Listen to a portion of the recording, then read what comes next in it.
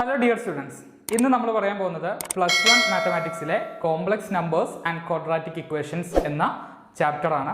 5ാമത്തെ ചാപ്റ്ററാണ് ടെക്സ്റ്റിലെ. ഈ ചാപ്റ്റർ എന്താണെന്ന് പറഞ്ഞു തുടങ്ങുന്നതിന് മുന്നേ നിങ്ങൾ പഠിച്ചൊരു കാര്യം ഓർമ്മിപ്പിക്കാൻ പോവുകയാണ്. നിങ്ങൾ 10ാം ക്ലാസ്സിൽ സെക്കൻഡ് ഡിഗ്രി ഇക്വേഷൻസ് അല്ലെങ്കിൽ രണ്ടാംകൃതി സമവാക്യങ്ങൾ പഠിച്ചിട്ടുണ്ടാവും. സെക്കൻഡ് ഡിഗ്രി ഇക്വേഷൻസിന്റെ പേര് തന്നെയാണ് ക്വാഡ്രാറ്റിക് ഇക്വേഷൻ എന്ന് പറഞ്ഞാലും. അപ്പോൾ ഇനി അങ്ങോട്ട് രണ്ടാംകൃതി അല്ല, നമ്മളെപ്പോഴും ക്വാഡ്രാറ്റിക് ഇക്വേഷൻസ് ആണ് പറയുക. അപ്പോൾ ആ ചാപ്റ്ററുമായി ബന്ധപ്പെട്ട് ഞാനൊരു ചോദ്യം പറയാം. x² + 2x + 3 = 0. ഇതൊരു രണ്ടാംകൃതി സമവാക്യമല്ലേ, സെക്കൻഡ് ഡിഗ്രി ഇക്വേഷൻ ആണ്. ഇനി ഈ ഇക്വേഷന്റെ സൊല്യൂഷൻ നിങ്ങൾ എങ്ങനെയായിരുന്നു കണ്ടിട്ടുണ്ടായിരുന്നത്?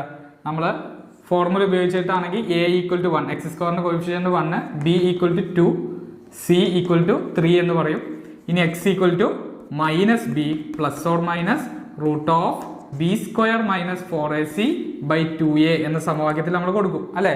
ഇതിൽ ആദ്യം നമ്മൾ b² - 4ac ഡിസ്ക്രിമിനന്റ് ആദ്യം കാണാറുണ്ട് അല്ലെ. b² - 4ac കാണുമ്പോൾ എന്താ വരിക?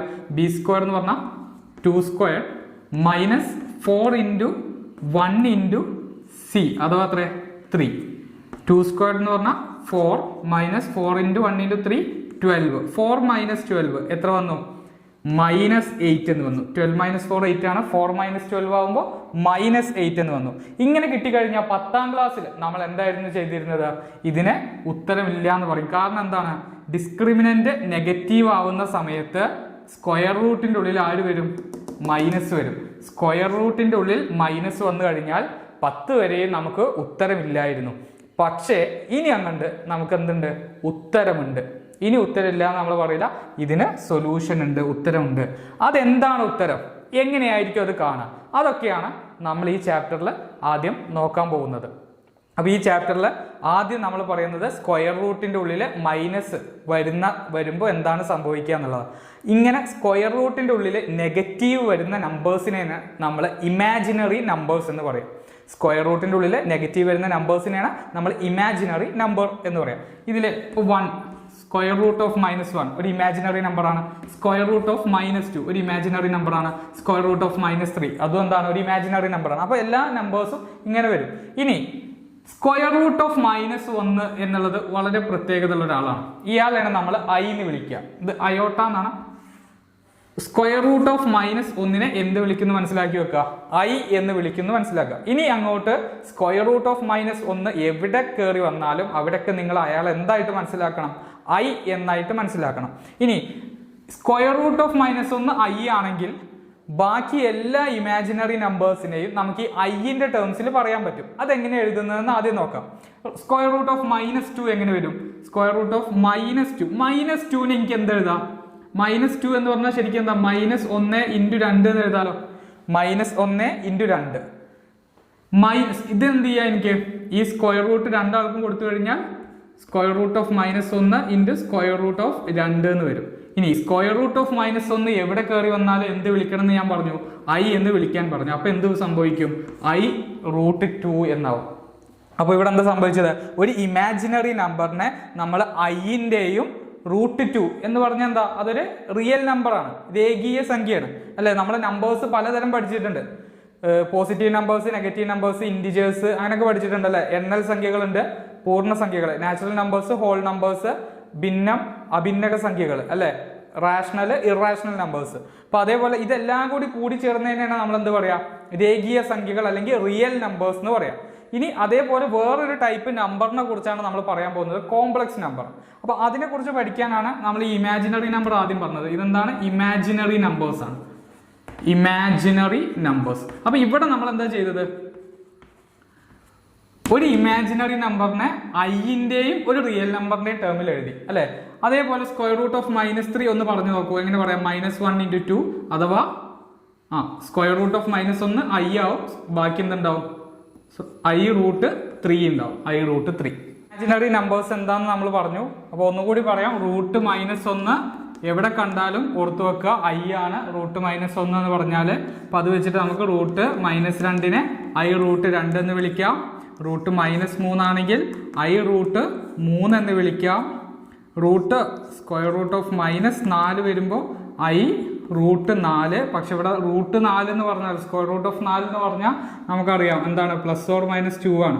അപ്പോൾ നമുക്ക് എന്ത് പറയാം, +or-2i എന്ന് പറയാം, +or-2i. അതേപോലെ √-9 ആണെങ്കിൽ നമുക്കെന്ത് പറയാം, +or-9ന്റെ സ്ക്വയർ റൂട്ട് എത്രയാണ്, 3 ആണ്. അപ്പോൾ 3i എന്ന് പറയും. അപ്പോൾ പെർഫെക്റ്റ് സ്ക്വയറുകളാണെങ്കിൽ, പൂർണ്ണവർഗ്ഗങ്ങളാണെങ്കിൽ അങ്ങനെ സ്ക്വയർ റൂട്ട് എടുത്ത് എഴുതാം. അല്ലെങ്കിൽ നമുക്ക് ഇതേപോലെ ഇറാഷണൽ നമ്പേഴ്സ് ആയിട്ട് √2, √3 അങ്ങനെ റെപ്രസെന്റ് ചെയ്യാം. അപ്പോൾ ഇതാണ് ഇമാജിനറി നമ്പേഴ്സ്. ഇനി നമ്മൾ ഒരു കോംപ്ലക്സ് നമ്പർ എന്താണെന്നാണ് പറയാൻ പോകുന്നത്. കോംപ്ലക്സ് നമ്പർ എന്ന് പറഞ്ഞാൽ സാധാരണ ഒരു കോംപ്ലക്സ് നമ്പറിനെ റെപ്രസെന്റ് ചെയ്യുന്നത് Z വെച്ചിട്ടാണ്. Z എന്ന ലെറ്റർ വെച്ചിട്ടാണ് കോംപ്ലക്സ് നമ്പറിനെ റെപ്രസെന്റ് ചെയ്യുക. ഒരു കോംപ്ലക്സ് നമ്പറിന്റെ ജനറൽ ഫോമാണ് ഞാൻ എഴുതാൻ പോകുന്നത്, a+ib. a+ib where a and b are real numbers.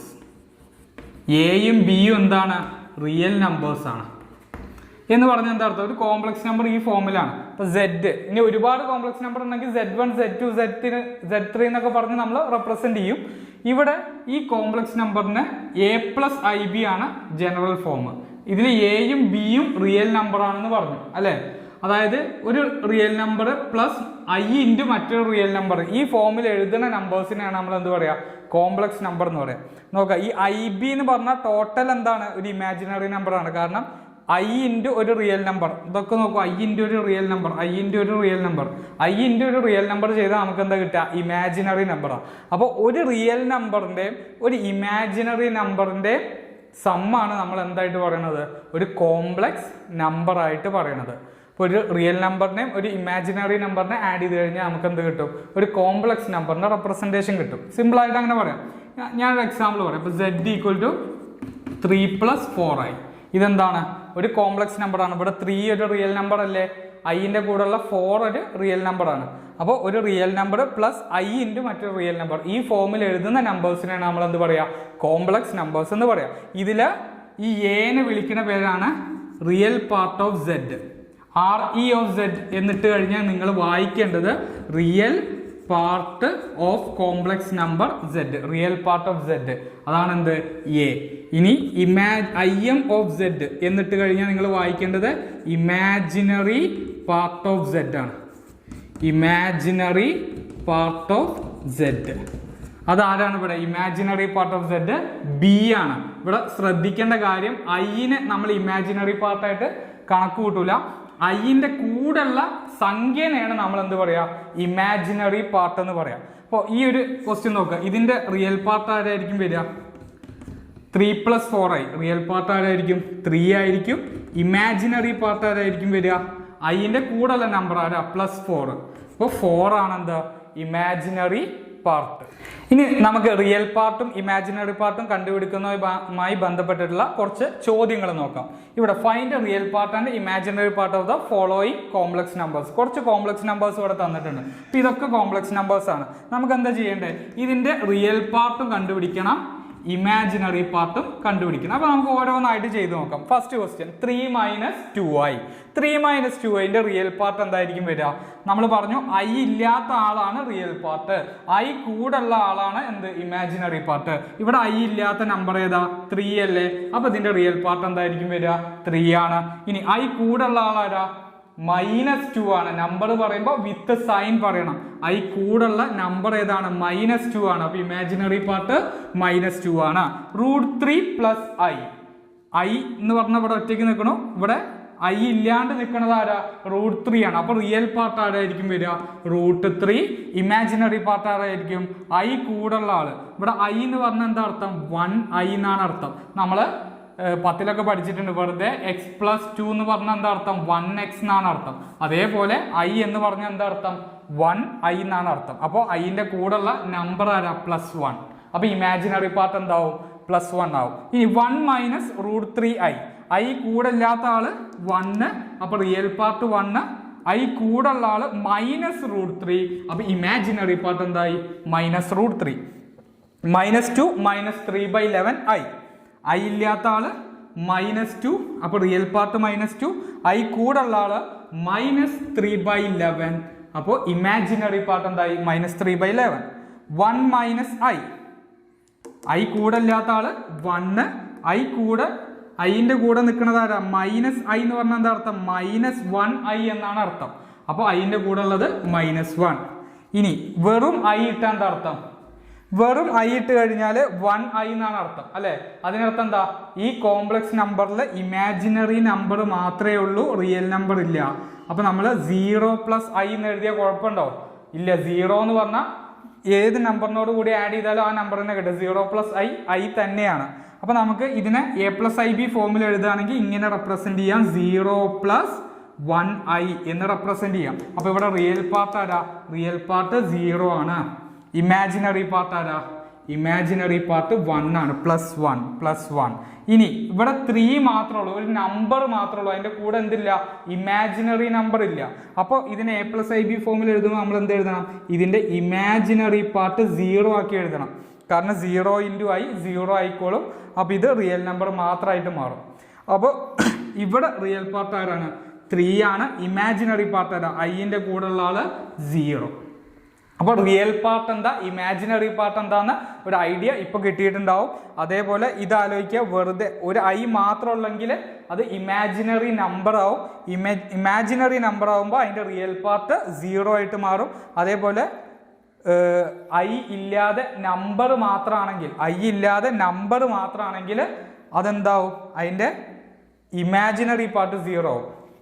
I മാത്രമാണെങ്കിൽ റിയൽ പാർട്ട് 0, ഐ ഇല്ലാണ്ട് നമ്പർ മാത്രമാണെങ്കിൽ ഇമാജിനറി പാർട്ട് 0. ഈ കാര്യം കൂടി ഒന്ന് ഓർത്തു വെക്കുക. എല്ലാവരും ഈ ക്വസ്റ്റ്യൻസ് എല്ലാം സ്വയം ഒന്ന് ചെയ്ത് നോക്കുക. കോംപ്ലക്സ് നമ്പറിനെ കുറിച്ചുള്ള കൂടുതൽ കാര്യങ്ങൾ നമുക്ക് അടുത്ത വീഡിയോയിൽ പറയാം.